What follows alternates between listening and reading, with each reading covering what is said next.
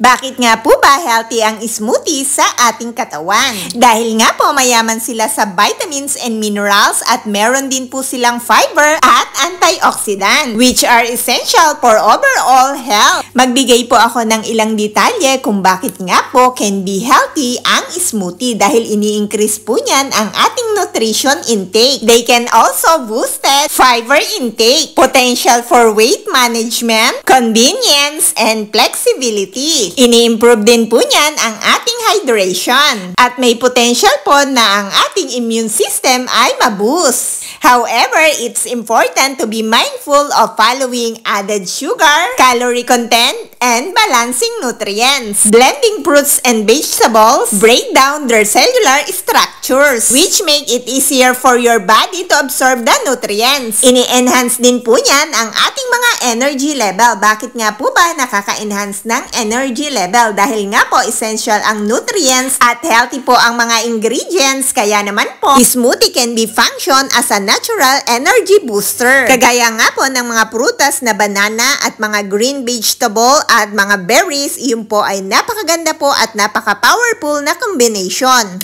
of vitamins and minerals and carb that fluid your body and keep you energized.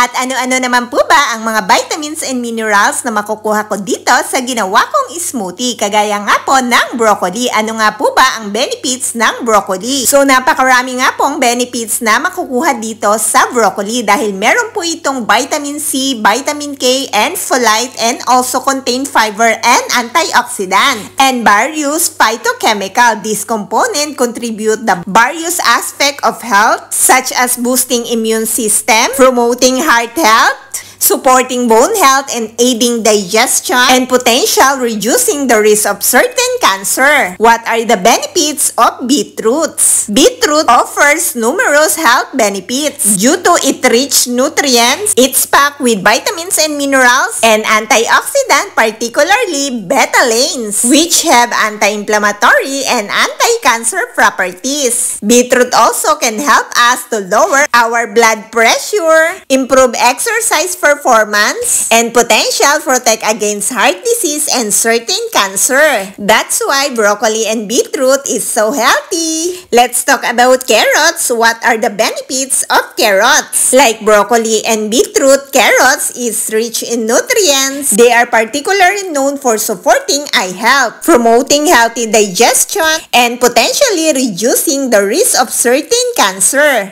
and also heart disease. How about cucumber benefits? Cucumber offer a variety of health benefits due to their rich nutritional content, high in water percentage, and presence of antioxidant. They can aid in hydration, support healthy digestion, potential lower blood sugar, and cholesterol levels, and may even have anti-cancer properties. Some people say 1 apple a day keep doctors away. Bakit nga po ba 1 apple a day keep doctors away? Ano po ba ang mga benefits na makukuha natin sa apple? Dahil mayaman din po yan sa vitamins and minerals, kagaya po ng mga nabanggit ko dahil nga po ang mga prutas at gulay ay talaga pong mayaman sa vitamins and minerals dahil sa mga taglay po nilang mga benefits. At yung antioxidant po, meron din po ang apple at mayaman din po yan sa fiber. Tinutulungan po niyan ang ating mga puso na mag-improve ang ating mga digestion din po ay malaki ang tulong ng apple. At kung ikaw po ay nagda-diet, ang apple po ay tamang-tama para sa iyo dahil malakas po yan makapagpapayat. Meron din po yan anti-cancer properties at nakakaiwas po tayo sa type 2 diabetes. Always remember, eat enough and nutritious food to always be in good health.